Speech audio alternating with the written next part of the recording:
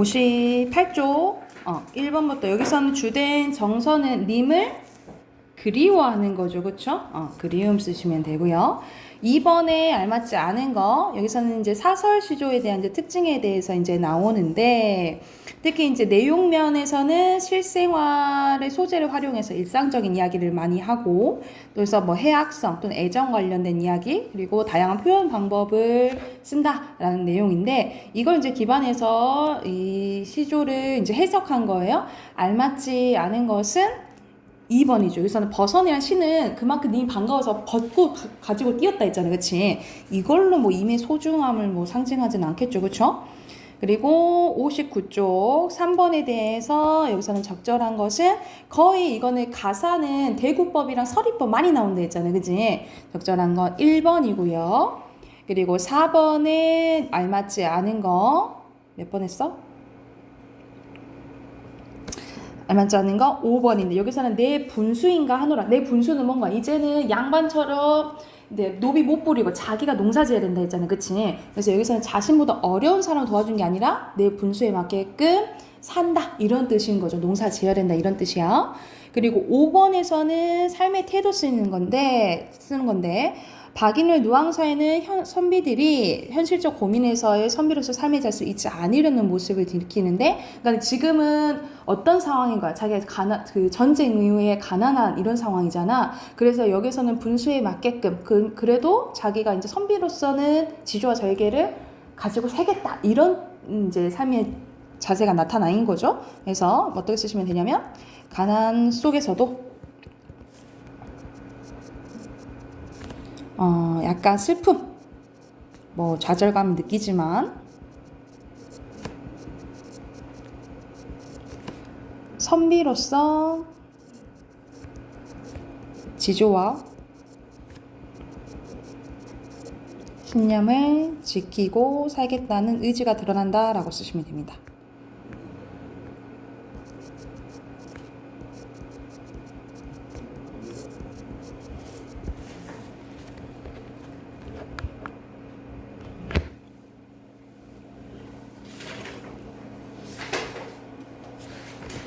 됐나요? 자, 운몽문학이 우리 한 달 동안 운몽문이 끝났거든요. 근데 이제 산문, 이제 소설 이제 들어갈 거예요. 자, 여기서는 이제 기본적인 또 개념과 이제 그게 해당하는 이제 문제들이 나올 건데, 여기서는 기본적으로 이제 서술자에 대해서 나와요. 우리가 시에서 말하는 사람을 시적 화자라고 이제 했다면, 이제 소설에서 말하는 사람은 이제 서술자인 거지, 그치? 자, 서술자는 말 그대로 소설 안에서 사건이나 인물에 대해서 이야기하며 소설의 흐름을 이끌어가는 사람이라고 생각하시면 되겠죠.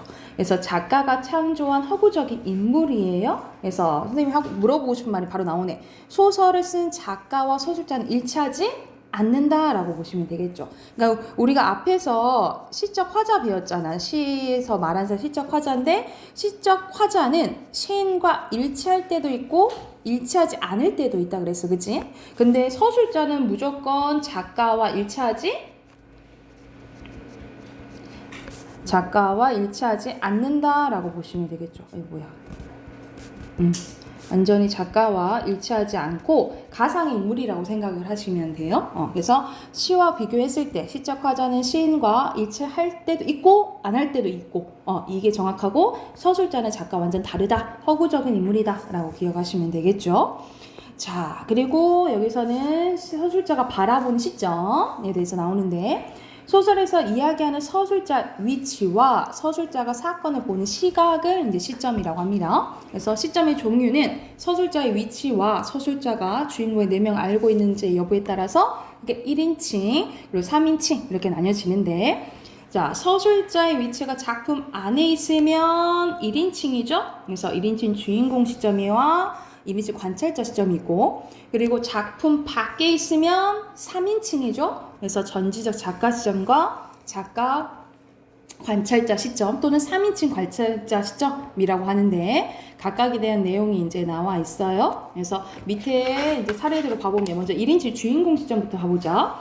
1인칭 주인공 시점은 내가 주인공이고 내가 얘기하는 거죠. 그죠? 그래서 주인공이 자신이 겪은 이야기를 독자들에게 직접 전달해요. 그래서 가장 독자에게 친근감과 신뢰감을 주는 시점이 1인칭 주인공 시점이라고 보시면 돼요. 그래서 주인공의 내면 세계를 그리는데 효과적이고, 근데 독자는 주인공인 내가 보고 느낀 점만 알 수 있다는 한계가 있다라고 보시면 돼요. 근데 자, 내가 내 얘기를 다 얘기를 해주잖아. 그러면 독자는 주인공의 심리를 상상할 필요가 있을까? 상상할 필요는 없겠죠. 근데 대신에 이제 주인공 외의 인물은 조금 이제 상상을 해야겠지. 그래서 1인칭 주인공점은 독자에게 이제 친근감, 신뢰감을 가장 준다라고 생각하시면 되고, 그에 반해 1인칭 관찰자 시점입니다. 1인칭 관찰자 시점은 내가 나오긴 나오는데 내가 주인공이야? 내가 주인공이 아닌 거죠. 그래서 주인공이 따로 있는 거야. 그래서 내가 주인공이 아니고 미안해.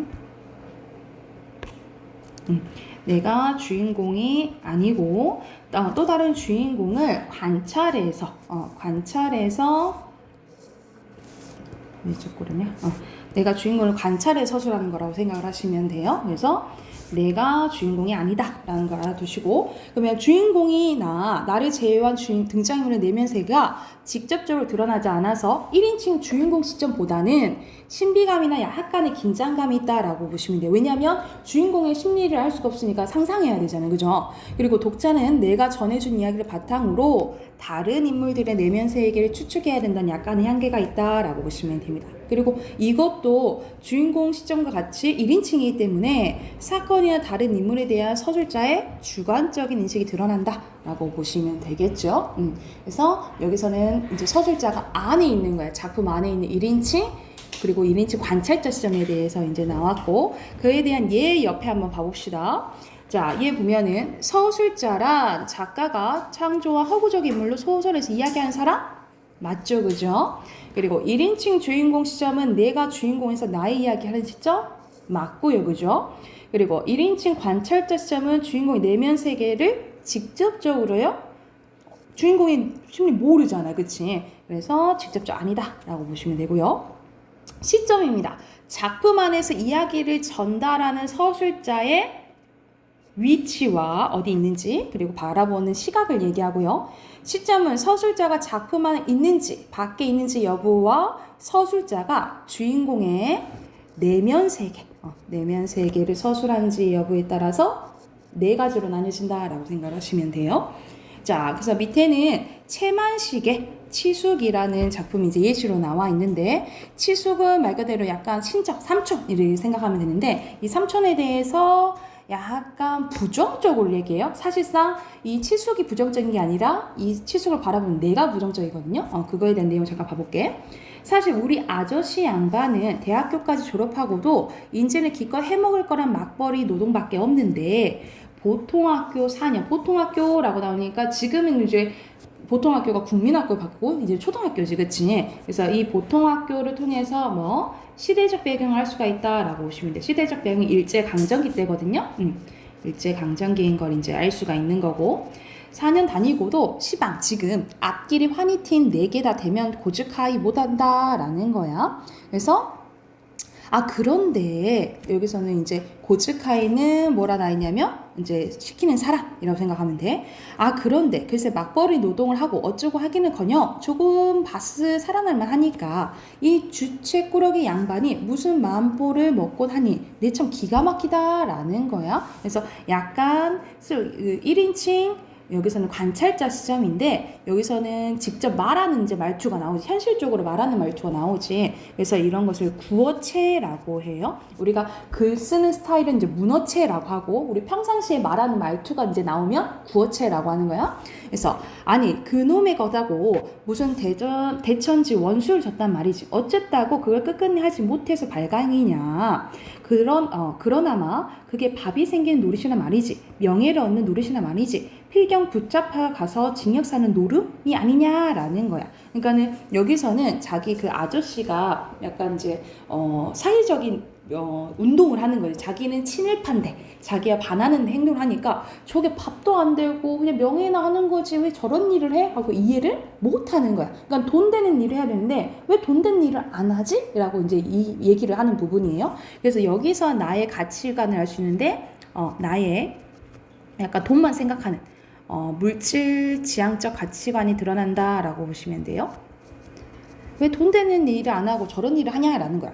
그렇지만 실상 알고 보면 그게 다 그다지 재미가 난다거나 맛이 있다거나 그런 것도 아니더군 그래요. 불화당 패도인데요. 할 일 없이 불화당패다라는 거야. 이 불화당패를 뭘 얘기하냐면 아까 그 삼촌이 사회주의 운동한다 했잖아요. 그치? 그래서 이 사회주의 운동하는 이 삼촌을 불화당패라고 이제 속되게 얘기한다라고 보시면 돼요. 중량되고 그러니 어려운 업문하고 까다로운 한문하고 섞어서 쓴 글을 좀 몰라보지요. 업문으로 쓴 거 우리 한글로 쓴 소설 나부랭인데 읽기가 힘들 뿐 아니라 나는 죄선 사람이 쓴 소설이 한 건 재미가 있어야죠. 재미가 없다라는 거야. 그래서 나는 죄선신문이나 죄선 잡지 않고는 담 쌓고 남는 지 오래됩니다. 그러니까 자기는 조선 사람인데 조선 걸 안 본다라는 거죠. 왜? 이 사람은 뭐야? 친일파니까. 그래서 여기서는 친일적 면모가 드러난다라고 생각하시면 돼요. 그래서 여기서는 오히려 내가 말하고 있는데 나를 약간 우리 독자가 읽으면 이 나를 약간 부정적으로 보게 하는 효과가 있다라 생각하면 돼. 그래서 여기서 나는 아저씨를 비판하고 있고 관찰자 입장이니까 1인칭 관찰자 시점이라고 보시면 되겠죠. 자, 해당되는 것도 이어서 한번 봐보자. 네, 3인칭 봐볼게요. 자, 3인칭 관찰자 시점입니다. 같은 말로 작가 관찰자 시점이라고 하는데 이거는 보는 그대로 서술한 거라고 보면 돼. 그러니까는 그 서술자의 생각이 들어가? 안 들어간다라고 보면 되겠죠. 그래서 소설 밖에 존재하는 서술자가 소설의 사건이나 행동을 관찰자 위치에서 서술하는 거라고 생각하시면 돼요. 그래서 가장 객관적이다라고 보시면 돼요. 주관적인 생각이 안 들어간다 이 말이야. 그래서 독자는 사건 전개나 등장인물의 내면 세계를 적극적으로 상상하게 되겠죠. 그렇죠? 그래서 이 시점 중에서 가장 독자의 상상력을 유발하는 시점이라고 생각하시면 돼요. 그래서 독자는 서술자가 전해주는 이야기를 바탕으로 등장인물의 내면 세계를 추측해야 된다는 한계가 있다.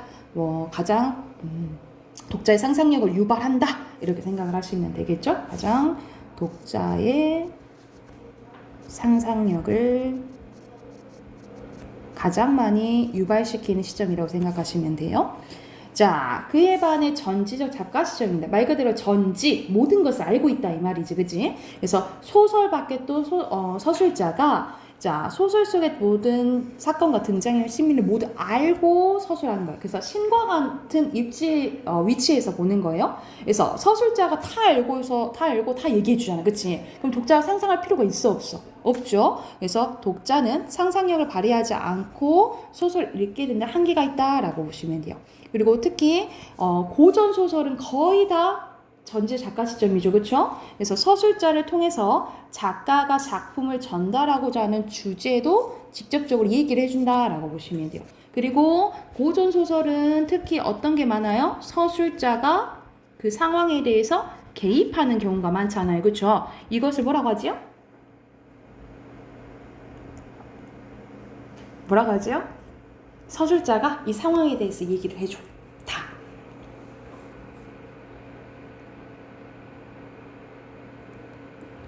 열심히 눈을 굴리는군. 생각을 하려고. 이거 배웠지. 그러니까 예를 들어서 심청전을 봐봐. 심청전이 인당수에 빠지려고 해. 그렇지. 그래서 아이고 심청이 불쌍한지고. 그래서 서술자가 개입하는 경우가 있는데 이것을 편집자적 논평이라고 한다. 그래서 이것도 이제 전지적 작가 시점의 특징 중에 하나다라고 생각을 하시면 돼요. 자, 그리고 자, 여기서 이제 고등 과정에서 나오는 부분이 이 부분이에요. 거리에 대해서 이제 나오는데, 중등 과정에서는 이게 안 나오는데, 고등 과정에서는 가끔 가다가 소설의 이제 특징을 물을 때 이 거리에 대해서 나와요. 이 어떤 거리냐면 서술자, 독자, 그리고 등장인물 사이의 심리적 간격을 이제 거리라고 하는데, 이거는 시점마다 거리가 달라요. 어떻게 보냐면, 먼저 결과적으로 얘기하면 1인칭 주인공 시점이랑 전지적 작가 시점은 같아요. 어떻게 같냐면, 자, 서술자와 독자는 가까워요. 왜? 서술자가, 자, 1인칭이고, 그리고 전지적 작가 시점이잖아. 다 알잖아. 내가 다 직접 얘기를 해주니까 누구한테는 가까워? 독자랑은 가까운 거야. 그리고 서술자는 인물에 대해서 다 알잖아. 그치? 그래서 인물과도 가까운 거야. 근데 봐봐. 독자와 인물에 대해서는 뭐래요? 근데 선생님 당연히 다 얘기해주니까 독자는 인물에 대해서 다 아니까 가깝지 않아요? 이렇게 생각할 수 있어. 그러니까 헷갈리는 경우가 많거든. 근데 어떻게 생각을 해야 되냐면, 자, 서술자가 인물에 대해서 독자에 대해 다 얘기를 해줘. 그치? 그러면은 독자는 인물에 대해서 관심을 가지고 상상할 필요가 있어? 없죠.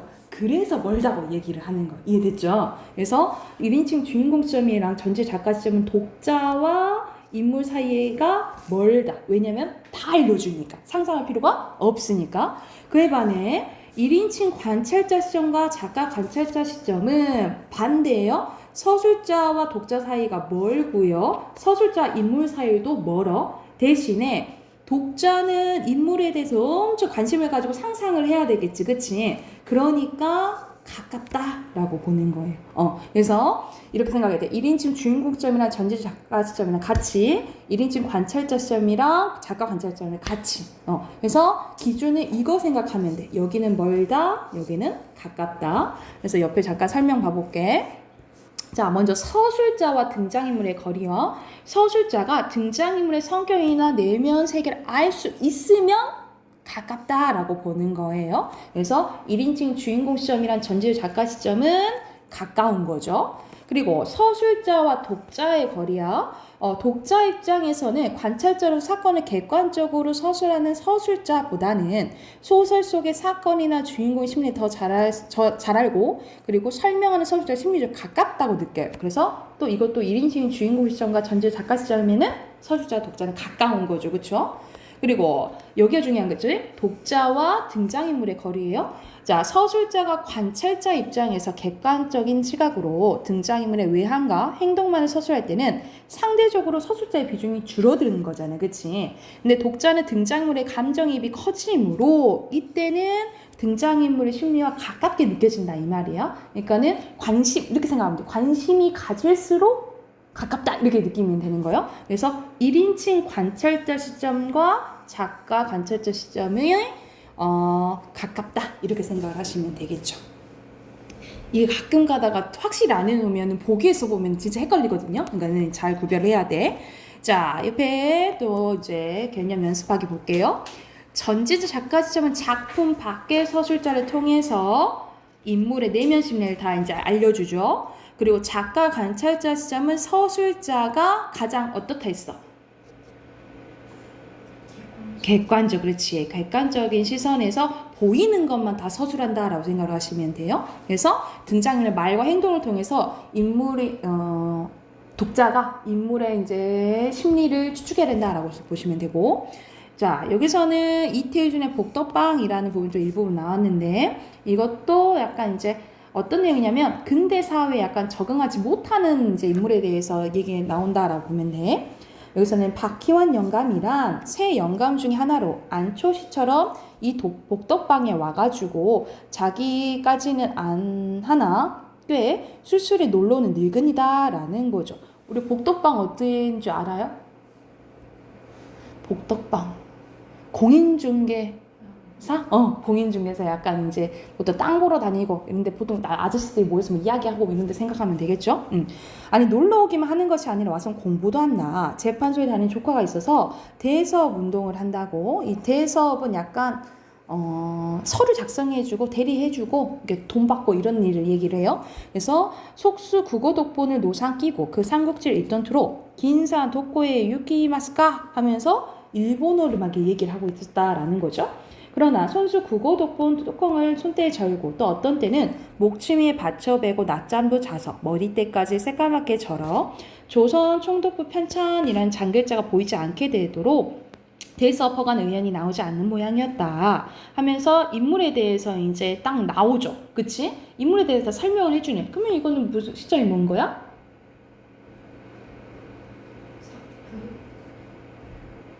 전지적, 그렇지. 전지적 작가 시점인 거죠. 그쵸?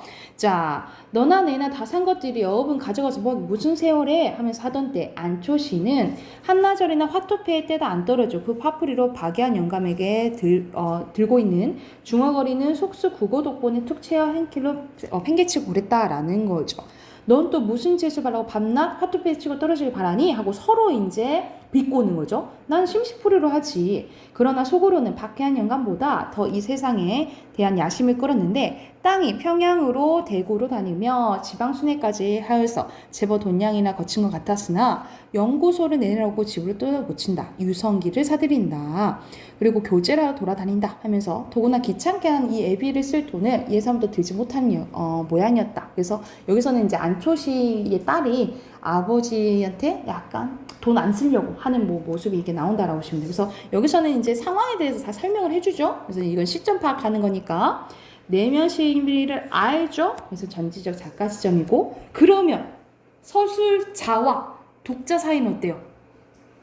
그렇지. 가까운 거죠. 그렇죠? 1번 1인칭 주인공 시점 1인칭 관찰자 시점보다 서술자 등장 사이의 거리가 뭡니까? 가깝죠. 그렇죠? 그리고 소설 밖에 있는 서술자 객관적인 입장에서 등장인물을 관찰한 시점은 그러니까 고로 뭐 얘기하는 거야? 3인칭 관찰자 시점 얘기하는 거잖아. 서술자가 전지적에 있을 때보다 독자와 등장인물의 처리에 가깝습니까? 그쵸. 왜냐면 상상해야 되잖아. 그치? 가깝죠. 이런 식으로 나오면 헷갈리니까 잘 봐야 돼. 알겠지? 자, 여기서는 이제 소설이 2개가 나오는데 오늘 우선 하나만 할게요. 많으니까 하나만 할게. 이거는 아는 이야기일 수도 있는데 왜냐면 중학교 때 했었을 거야. 아니 그 전에 했었을 거야. 사랑방송님과 어머니, 그죠? 여기서는 주된 이제 갈등을 생각을 하면 소설에 우리 갈등이 중요하잖아. 그치? 자, 여긴 배경이 몇 년대라고 배웠죠? 1930년대예요. 1930년대인데 우리가 1930년대 하면은 일제강점기 생각나잖아요. 그쵸? 근데 이거는 일제와는 좀 관련은 없고 이때 당시에 팽배했던 가치관에 대해서 얘기가 나오는 거야. 이때는 되게 아무래도 조선시대에는 유교사회였잖아요. 이 유교사회가 잔재가 많이 남아서 되게 보수적이고 그리고 봉건적이고 되게 근대적이다. 근대적인 가치관 때문에 벌어지는 이제 사건이라 생각하시면 돼요. 그래서 여기서는 서술자가 오키라는 6살 아이예요. 근데 얘가 주인공이 아니고 이 오키가 이제 누굴 관찰하는 거야? 사랑손님과 어머니를 관찰하는 거죠. 그래서 대표적인 1인칭 관찰자성이라고 생각하시면 돼요.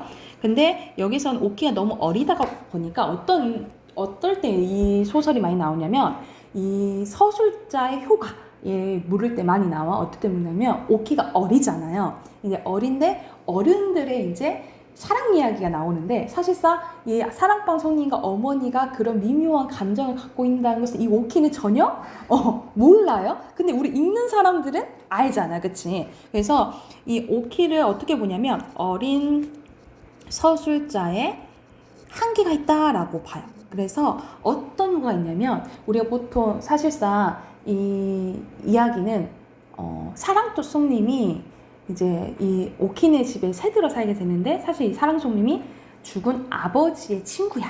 근데 그러니까 아버지의 친구와 어머니가 약간 정분 날려고 이제 하는 거잖아.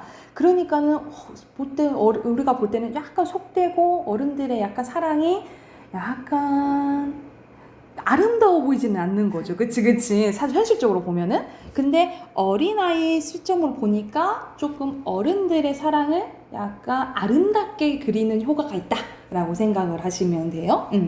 그리고 여기서는 주된 갈등은 이때 당시에는 여자가 재혼, 지금은 뭐 이혼이나 재혼이나 이런 게 조금 흔한데 이때는 특히 여자가 재혼하는 거에 대해서 안 좋은 시선을 가진 거야. 되게 속되게 약간 좀 안 좋게 얘기하면 어디 감히 여자가 몸 가볍게 다른 여러 남자를 만나고 다녀. 그리고 우리 춘향이 생각하면 한 남자만 보고 지지고 절개 이런 거를 지켜야 돼. 연려가 막 돼야 되는 거잖아. 이런 가치관이 아직 남았기 때문에 이 사랑송님과 어머니가 이루어져요? 이루어지지 않는다라고 보면 돼. 그래서 이 어머니가 되게 고민을 해요. 그래서 아버지가 남기고 오르간을 막 치면서 막 엄청 힘들어해. 왜냐면 좋긴 좋으니까, 남자가 좋긴 좋으니까. 그리고 이 남자도 자기한테 관심 표현을 했고, 근데 서로 좋은데 이루어질 수 없으니까. 왜냐면 주변 사람들이 뭐해? 욕하니까. 욕하고 오키 생각해서 거절하게 되거든요. 그래서 이건 대표적으로 인물의 갈등도 있지만 인물과 사회의 갈등이라고 보시면 돼요. 그래서 인물과 사회의 갈등에서 뭐가 이겨버린 거야? 사회가 이겨버린 거지, 그치? 대표적인 인물과 사회 갈등 중에 사회가 이겨버린 외적 갈등이 나타나는 소설이라고 보시면 돼요. 그러면은 본문 장면을 봐볼게요. 자, 오키는 이제 나는 6살 난 아이로 과부인 어머니와 중학교에 다니는 이제 외삼촌과 이제 살고 있는데 어느 날 큰 외삼촌의 소개로 사랑채의 아버지 친구가 하소를 하게 됩니다. 그래서 나는 그래서 오키인 거야. 1인칭인 거 이제 이런 것을 통해서 알 수가 있는 거죠. 우리 어머니가 꽃을 사랑하는 줄 압니다. 그래서 꽃을 갖다 드리면 어머니가 몹시 기뻐하려고 생각했다라는 거죠. 그래서 나는 도로 유치원의 방 안으로 들어가서 마침 아무도 없는 거야. 그래서 꽃을 훔쳐요. 훔쳐서 어머니한테 갖다 줍니다. 그 꽃은 어디서 나니 걷구나 하고 말씀하셨습니다. 그러나 말문이 막힌 거야. 이걸 엄마 들려고 유치원에서 가져왔어 하면은 부끄러운 생각이 들었다는 거죠. 하면서 어떤 거짓말 쳐요? 이거 저 사랑 아저씨가 엄마 갖다 주라고 줘 해버리는 거야. 근데 이 상황에선 둘이 약간의 썸씽 있는 상황에서 꽃을 준다 하니까 약간 꽃은 어떤 의미야? 약간 사랑 고백하는 느낌이고 약간 로맨틱한 분위기를 형성해 주잖아. 그러니까는 이것을 이제 이게 사건이 이제 발단이 되는 거야. 그래서 어떤 이제 거짓말이 튀어나오는지 모르지만 이런 거짓말 하게 됐다라는 거죠. 그래서 여기서 이제 거짓말을 이제 하게 돼요. 이게 나중에 어머니의 내적 갈등을 유발해 준다라고 보시면 됩니다. 그래서 꽃을 들고 냄새를 맡고 있던 어머니는 내 말이 끝나기 무섭게 무엇이 놀라는 사람처럼 화다닥 했다라는 거야. 그리고는 금시에 바로 어머니 얼굴이 그 꽃보다 더 빨개졌다라는 거죠. 그 꽃을 든 어머니는 무슨 무서운 것을 생각하는 듯이 방 안을 휘 한번 둘러봤다라는 거야. 이 무서운 것은 뭘 생각하는 거야? 그렇지, 소문. 그래서 다른 사람들의 시선을 의식하는 거죠.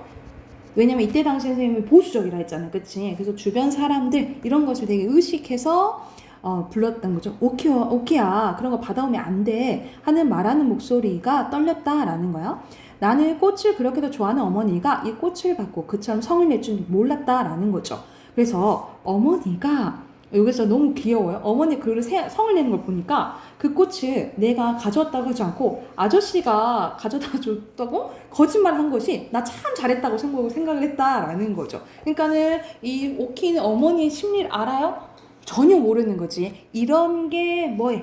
어린 서술자의 한계라고 보시면 돼요. 이런 부분이. 어머니가 성을 내는 까닭은 나는 모르건만 하여간 성을 낼 바에는 내게 내는 것보다 아저씨한테 내는 게 낫다라고 생각을 했다라는 거죠. 자, 이어서 보면 한참 있다가 어머니는 오키야, 너 이 꽃 얘기 아무한테도 하지 말아라 하면서 계속해서 이제 입단속 시키는 거예요. 하면서. 근데 어머니가 그 꽃을 난 버릴 줄 알았는데 내버리지 않고 꽃병에 꽂아 풍구미에 올려뒀다라는 거죠. 그러니까 여기서 뭘 알 수 있어? 그 아저씨에 대한 어머니의 약간 마음, 마음을 알 수가 있는 거죠. 꽃을 안 버렸다는 거죠. 그리고 그 꽃이 시들자 가위로 잘라내서 꽃만은 찬송화 갈피에 곱게 끼워졌다라는 거예요. 그러니까 간직하고 싶었다라는 거지, 그치? 그래서 중요한 부분, 그 다음에 아저씨가 이제 용기를 냅니다. 하얀 봉투를 4개 줍니다. 여기서는 뭐가 들었겠어? 약간 어머니에 대한 편지, 어머니에 대한 마음이 담긴 이제 편지가 들었겠죠. 그래서 어머니에 대한 마음을 이게 전달하는 수단이라고 보시면 돼요. 전달하는 수단, 뭐 소재 이렇게 쓰면 되겠지. 오키 이거 갖다가 엄마 드리고 지난달 밥값이라고. 나는 그 봉투를 어머니께 드렸습니다. 어머니는 그 봉투를 받아들자 갑자기 얼굴이 파랗게 질렸다라는 거. 그러니까 이런 것을 다 관찰해서 이제 얘기하는 거잖아. 그러니까 이걸 보고 우리는 이제 아는 거죠. 아는데 누구도 몰라. 이제 오케이만 모르는 거야. 그 전날 달밤에 마루에 앉았을 때부터 새하얗다고 생각되었습니다. 어머니는 그 봉투를 두고 어쩔 줄을 모르는 듯이 초조한 빛이 나타났는데 나는 그거 지난달 밥값이래 하고 말을 하니까 어머니는 갑자기 잠에 깨어난 사람처럼 응 하고 놀라더니 금시에 또 백지장까지 하얗던 얼굴이 또 빨갛게 됐다라는 거 또 부끄부끄 하신 거죠. 그렇죠? 봉투 속에 들어갔던 어머니 파들파들 떨리는 손가락이 지전을 몇 장, 지전 이걸 통해서 또 시대적 배경을 알 수가 있는 거고 몇 장 끌고 나왔습니다. 어머니는 입술이 약간 웃음을 띠면서 한숨을 쉬었다라는 거죠. 그러나 그것도 잠시 어머니는 무엇에 놀랐는지 흠칫하더니 금시에 얼굴이 새하얘지고 또 입술이 바르르 떨렸다라는 거죠. 그러니까 계속 순식간에 막 표정 변화가 막 이렇게 생기는 거야. 어머니의 손을 바라보니 거기에는 지점 몇 장 외에도 네모로 하얗게 접은 종이 한 장이 잡혀 있는 것이었습니다. 이 종이 한 장이 뭐겠어? 편지겠죠, 그렇죠? 어머니는 한참을 망설인 모양이었습니다. 그러나 무슨 결심을 한 듯 입술을 깨물었고 그 종이를 차근차근 펴 읽었다는 거죠. 나는 그 안에 무슨 글이 있는지 알 도리가 없었으나 어머니는 금시에 얼굴이 파랬다 빨겠고 막 바들바들이 아니라 막 와들와들 떨고 막 난리가 났어요. 그래서 그날 밤 뭘 하냐면 엄청 막 그 엄마가 막 풍금 치고 막 난리가 나거든요. 풍금 치고 아버지 사진을 막 넣었다 맞다 하다가 이제 결심하고 그 날 밤 오키를 잡아놓고 얘기를 해요. 엄마는 그 얘기를 해. 오키가 아저씨가 우리 아빠였으면 좋겠다 이런 말을 해요. 이런 말을 하니까 아이고 그런 말은 못 써. 그러면 세상 사람들이 다 욕을 한다. 난 상관없겠지만 내 욕도 하고 그리고 네가 욕을 먹는다. 그래서 절대 그런 해서는 안 된다라고 얘기해요. 그래서 그때 결심을 하고 이제 답장을 해주는 거에서 손수건을 갖다 드리려 하는데 여기서 종이 같은 게 들어있어요. 이 종이에 이제 답변하는데 아무래도 거절하는 말이 있는 거지. 그래서 그날 이제 아저씨가 거절당하고 떠나게 돼요. 그래서 그 아저씨가 탄 기차를 이제 보면서 마지막에 집으로 돌아오면서 달걀 장수한테 여러분 여기에서 유명한 그 대사이지. 오키 달걀 좋아해? 뭐 이렇게 해가지고 달걀 좋아하니? 아까 달걀 너무 좋아해.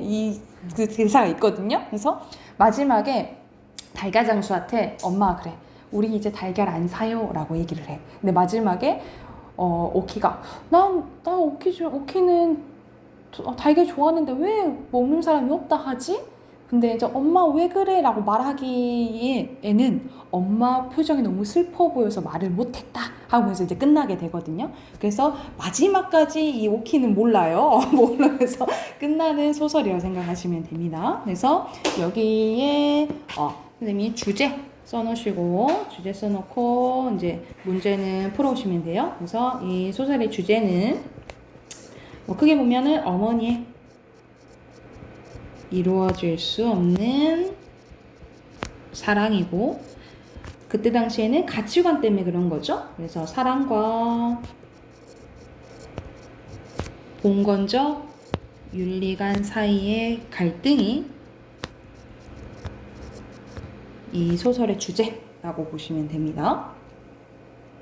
그래서 해당하는 문제 67쪽까지 풀어오시면 돼요. 그리고 독서 꺼냅시다.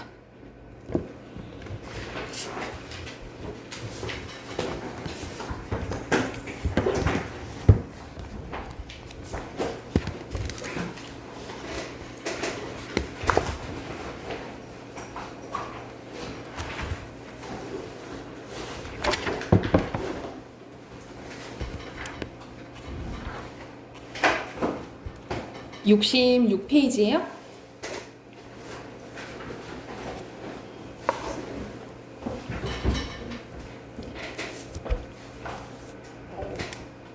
자, 오늘 할 부분은 구체적인 상황에 적용하는 거에서 어떠한 개념이나 아니 원리나 어떤 상황에 대해서 먼저 얘기해주고 다른 상황에 이제 적용해보는 거에 대한 내용이 나오는데, 자, 여기서 나오죠. 일반적인 사실이나 추상적인 원리를 구체적인 상황에 적용하는 문제가 나와요. 그래서 첫 번째, 지문에 제시된 일반적인 사실이나 추상적인 원리를 구체적인 사례에 적용하거나 아니면 지문의 내용을 적용할 수 있는 다른 상황에 대해서 묻는 문제의 유형이 나옵니다. 그래서 아니면 아예 문제 자체가 적용하는 문제가 나오기도 해요. 그래서 먼저 문제의 발문과 문제를 보고 그리고 보기를 통해서 문제와 연관된 지문을 찾아보고 그 다음에 일반적인 사실이나 추상적인 원리가 제시된 부분에 집중해서 지문을 정확히 이해를 해야겠죠.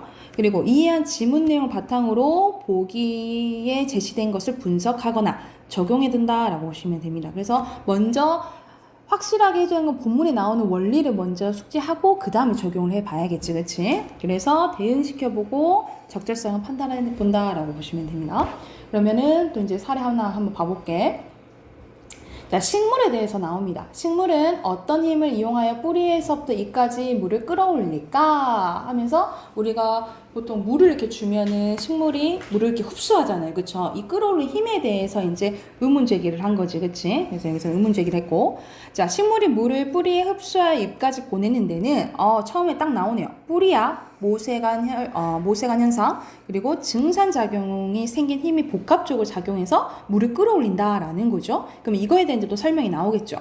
호박이나 수세미의 잎을 모두 떼어내고 뿌리와 줄기만 남기고 자른 후에 뿌리 끝을 물에 넣어보면 잘린 줄기 끝에는 물이 힘차게 올라오진 않지만 계속해서 올라오는데 뿌리털을 둘러싼 쇠포막을 경계로 안쪽에는 땅에 비해 여러 가지 유기물과 무기물이 더 많이 섞여 있어서 뿌리 바깥보다 용해의 농도가 높다는 거예요. 안쪽에는.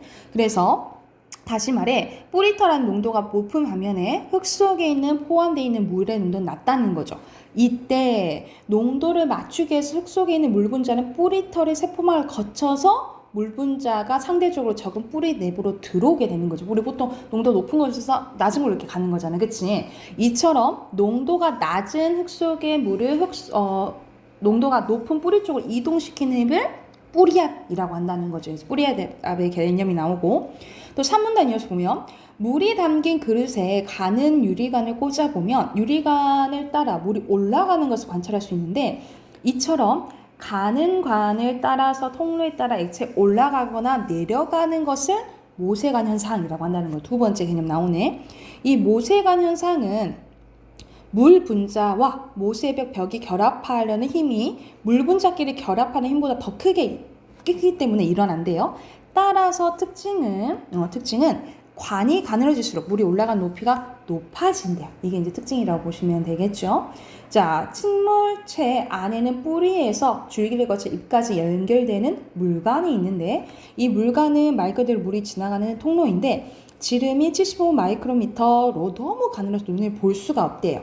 이처럼 식물은 물관의 지름이 매우 작기 때문에 모세관 현상을 밀어 올리는 힘이 생긴다라는 거죠. 그러니까 얇을수록 끌어올리는 힘이 강해지는 거지, 그치? 그리고 마지막 문제 한번 봐볼게.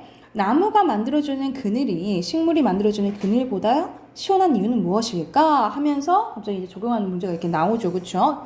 그래서 나무의 잎은 물을 수증기 상태로 공중으로 내보내는데 이때 주위에 열을 흡수하기 때문에 이유가 바로 나오네요. 그렇죠? 이러기 때문에 더 시원하다라고 얘기가 나오는 거예요. 그래서 식물의 잎에는 기공이란 작은 구멍이 있는데 이 기공을 통해 공기가 들락날락하거나 잎의 물이 공기 중으로 증발하기도 합니다. 이래서 이처럼 식물체 내 수분이 잎의 기공을 통해 수증기 상태로 증발하는데 이것이 세 번째 무슨 작용? 증산작용이라고 한다는 거죠. 그래서 여기서는 당연히 크게 뿌리야, 모세한 현상, 그리고 증산작용에 대한 이제 개념을 알아야겠지, 그치? 그러면은 옆에 해당하는 문제 보면은 여기서는 중심하제잖아. 여기서는 뭐에 대해서 말하고 있는 거야? 첫 번째 문단 보면은 식물이 어떻게 물을 끌어올리는지 그거에 대한 거잖아요. 그렇죠? 그래서 말 그대로 식물이 뿌리에서 잎까지 물을 끌어올리는 힘에 대해서 얘기하는 거예요. 그러면 이제 7어절 맞죠? 7어절 물쓰라고 했으니까 식물이 뿌리에서 잎까지 물을 끌어올리는 힘에 대해서 이제 얘기가 나오는데, 그러면 각각의 개념수라 했잖아요. 그쵸? 기억은 뭐에 대한 거야? 뿌리압에 대한 거죠. 그쵸? 그러면 선생님 아까 얘기했던 부분 여기 쓰시면 되겠죠? 뿌리압에 대해서 여기 쓰시면 되겠고, 그리고 니은은 가는 강과, 선생님 아까 미주건데 가는 강과 같은 통로에 따라 액체가 올라가거나 내려가는 현상 뭐 이렇게 쓰면 되겠고, 그지? 그리고 증산작용에 대해서는 식물체 내의 수분이 잎의 기금을 통해서 수증기로 증발하는 현상 이렇게 쓰면 되겠죠. 선생님이 밑줄 그어준 부분 이렇게 쓰시면 되고, 그리고 3번도 아까 바로 했잖아요. 그쵸? A에 대한 답은 바로 그 다음에 나왔다 했잖아요. 그치? 왜 그런다고 했어? 바로 밑줄 그었죠. 나무잎은 그치 수증기 상태로 공기중을 내보내는데 물의 주변의 열을 흡수하기 때문이다. 여기 부분 쓰면 되겠지. 가 부분 쓰면 되겠죠. 그죠? 그리고 기억과 여기서는 이제 살에 이제 적용하는 문제인 거야. 4번 보면은. 자, 가와 같은 현상은 이제 증산작용인 거죠. 그치? 이것이 일어나는 사례를 고르고 연관성 쓰라 이 말이야. 여기서는 날아가야 되잖아. 그치? 그럼 막 액체로 날아가요. 그래야 시원해지거나 온도 변화가 일어나야 되는 거야. 관련된 것은 기억 하나밖에 없죠. 그치?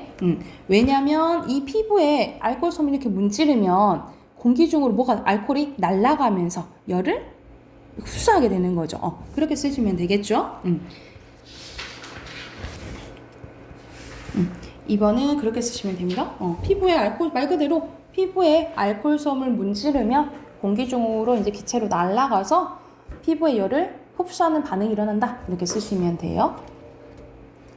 됐나요? 자, 그러면은 해당하는 문제 풀어볼게요. 지금 68쪽부터 71쪽까지 문제 풀고 답 확인할게요.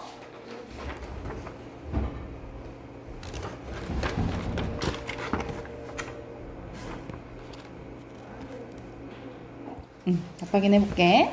68쪽부터 보면은 자, 이 문단을 바탕으로 기억과 니은의 개념수래요. 이거는 개념 문제 찾아서 쓰시면 되겠죠. 여기서는 전염 확산은 여기부터 보면 되겠죠. 혁신 발생원과 잠재적 수용전 간의 거리가 가까울수록 혁신 확산이 빠르게 이루어진다는 인적 효과에 의해서 나타나는 것을 의미를 하고요. 그에 반해 계층 확산은 여기 나와 있지. 도시 규모가 클수록 혁신 확산이 잘 이루어진다는 계층 효과에 의해서 나타내는 것을 계층 확산이라고 한다는 거죠. 여기 부분 이제 쓰시면 되고, 2번 가볼게요. 가의 사례네요. 가는 대중매체보다 주로 개인 간의 의사소통에 의해서 이루어지는 확산을 의미하는데, 1번 보면은 최신 미용 기법이 텔레비전보다 더 잘 전파됐다라는 거잖아요. 그치? 그러면은 맞겠죠. 그쵸? 그리고 새로 출시된 금융상품의 가입자가 경제 누수가 아닌 직장 동료 추천, 이것도 개인적인 거잖아요. 그치? 맞죠? 근데 여기서는 인터넷 광고보다 텔레비전 광고로, 이건 다 대중매체와 관련된 거잖아요. 그쵸? X죠. 그죠? 그리고 3번에 여기서는 평가 중 적절한 것을 이제 고르는 건데, 자, 한 미술관에서 매년 같은 내용의 기획 전시를 하는 것은 확산에 해당됩니까? 전혀 확산? 아니죠. 그쵸? 그리고 니은에서는 거대 도시에서 대도시 뭐 이런 걸로 하는 거 계층 확산 왔고, 그리고 대도시의 부유층의 전유물이었던 전화기가 이제 어디서 사용되는 것은 완전 다 퍼져버린 거잖아요. 그쵸? 이것도 확산에 대한 거 맞네요. 니은 디귿에 해당되는 거지. 자, 두 번째 거 보면 흉에 대해서 나오는 흉이 이제 인상과 관념에 대해서 이제 얘기가 나오는 부분인데, 옆에 빈 칸 넣어보면 바로 인상, 관념에 대한 거 이제 넣을 수 있겠죠? 그리고 인상이 없는 관념은 과학적 지식이 될 수 없다라고 휴먼 얘기했고요. 그리고 과학적 탐구 방식으로서의 인과관계에 대해서 비판적인 태도를 보이는데, 그러니까는 휴메 입장에서는 모든 것은 진리가 될 수 없는 거지, 그치? 그러니까 예를 들어서 우리 중력 있다라고 보는데 이렇게 떨어지니까 당연히 중력이 있잖아 이렇게 얘기하는데 이거는 안 그럴 수도 있잖아. 이거는 할 수 없다라는 거죠. 그리고 대표적으로 이게 나오지. 우리가 보통 소금은 짜다라는 건 진리잖아. 누구나 다 짜다고 생각하지만 이건 소금 그 자체가 짠지는 확인 못한다 이거야. 우리 입맛에 짜게 느껴지는 거지 이 소금 자체가 짜다고는 증명할 수 없다라고 본다 이 말인가. 얘는 완전 대표적인 회의주의자라고 생각을 하시면 돼요. 그래서 여기서는 습관적인 기대에 불과하고 그래서 이때 얻은 과학적 지식은 필연적이지 않다라고 본 거죠. 그래서 여기서는 빨개 이거는 인상에 하려는 거잖아, 그치? 그리고 이거 달콤한 맛을 떠올리는 것은 관념이죠. 감각적으로 느끼는 건 인상이고 그리고 빨갛다고 느끼는 것은 한 가지잖아. 단순 인상이죠. 그치? X고 그리고 사과를 먹는 것과 피부가 고와지는 건 인과관계는 관찰할 수 없죠. 얘는 그렇게 생각하지.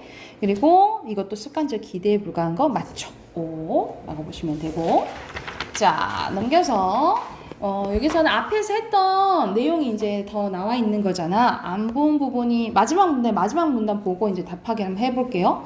그래서 기공의 크기는 또 뭐에 따라 달라진대? 식물의 종류에 따라서 달라진대요. 그래서 보통 폭이 8마이크로미터 그리고 길이가 16 마이크로미터 정도밖에 되지 않는데 크기가 1제곱센티미터인 잎에는 약 5만 개가 되는 기공이 있으며 대부분 뒤쪽에 있대요. 이 기공을 통해서 엄청난 양의 물이 공기 중에 증발해 버리는데 증산작용은 물을 식물체 밖으로 내보내는 작용으로 뿌리에서 흡수된 물이 줄기에 거쳐 잎까지 올라가는 원동력이 된다라는 거니까 끌어올리는 힘인 거지, 그치? 그래서 잎의 세포에서는 물이 공기 중으로 증발하면서 아래쪽에 물 분자를 끌어올리는 현상이 일어나는데 즉 물 분자들은 서로 잡아당기는 힘으로 연결되는데 이것은 물기둥을 이제 만드는 것 같다라는 거죠. 그래서 이처럼 물기둥 한쪽 끝에 이루어질 물 분자가 잎의 기공을 통해 빠져나가면 아래쪽 물 분자를 끌어올리는 건데 증산작용에 의한 힘이 잡아당긴 힘으로 식물이 물을 끌어올리는 힘 중에 가장 큰 게 무슨 작용이라는 거야? 증산작용이라는 설명까지 보면 자 내용 일치 문제입니다. 1번에 알맞지 않은 것은 2번이겠죠? 중력은 밑으로 가는 거잖아. 그치? 뿌리압은 끌어올리는 거니까 거의 반대로 돼야겠죠. 반대로 작용돼야 되고 2번에 여기서는 삼투압과 관련된 건 농도와 관련된 거잖아. 보통 낮은 곳에 높은 곳으로 가는 거죠. 그죠? 그럼 거의 맞춰지는 거죠. 그죠? 여기서 알맞지 않은 것은 몇 번? 몇 번? 연우 몇 번 했어요? 네? 물어보니까 당황했어? 몇 번 했어요? 네가 선택한 걸 얘기를 해봐. 얘기해봐. 나보다 정확할 거야. 그죠? 여기서 알맞지 않은 것은 4번이에요. 4번. 자, 여기서는 농도가 높아지겠어? 오히려 낮아지겠죠. 그치? 오히려 이동하면 낮아지겠지. 그리고 4번에 보면은 각각 이 상태가 이제 다르겠죠. 여기서는 가에서는 어떤 현상만 일어나겠니? 다 잘라버렸잖아. 그러면 뿌리가 안 일어나겠죠. 그리고 증산도 안 일어나고 여기서는 모세만 일어나겠지. 모세만 일어나고 그러면 나는 당연히 모세가 일어나고 그리고 잎이 있잖아요. 그쵸? 그러면 어떤 작용도 일어나겠어? 증산. 그쵸? 그리고 이거는 모세도 일어나고 증산도 일어나고 뭐까지 있어요? 뿌리압도 다 일어나겠죠. 그쵸? 이것을 이제 기반하고 해석을 하면 여기서는 적절한 거 고르는 거네. 그치? 여기서는 비닐 안쪽에 물방울 덜 맺히는 것은 가겠죠. 가가 덜 맺히겠지. 그치? 그리고 이번에 더 많이 이게 줄어들겠니? 나다가 더 줄어들겠죠. 그쵸? 그리고 나에서는 2가지, 다에서는 3가지이죠. 그쵸? 그러니까 가장 그때 오답 봤을 때 3, 4번이 되게 많았거든요. 3번이 많이 되게 많았는데 이게 이제 아니고 답은 다 모세가 일어나니까 4번이 일어나겠죠. 그리고 공기가 식물 내부로 출입하는 현상이 일어나지 않는다 했을 때 이거는 갇혀있는 게 아니잖아. 다는 일어나겠죠. 그쵸? 했을 때 4번이 가장 적절하다라고 보시면 됩니다. 여기가 됐을까요? 그러면은 오케이, 여기까지 하고 문법 잠깐. 나 넘어갔어 또? 나 또 안 했어? 알맞지 않은 거 몇 번이야? 기억은 뭐에 대한 설명이야? 기억은 모세가 아니고 니은이 증산이죠. 그러면은 가장 적절하지 않은 거.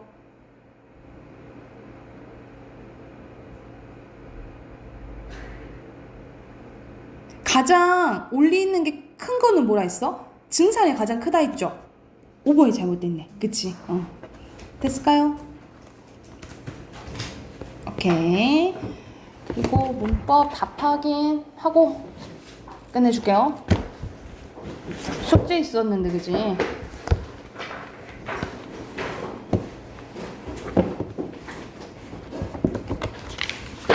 선생님, 이것도 답 확인하고 질문 받을게요.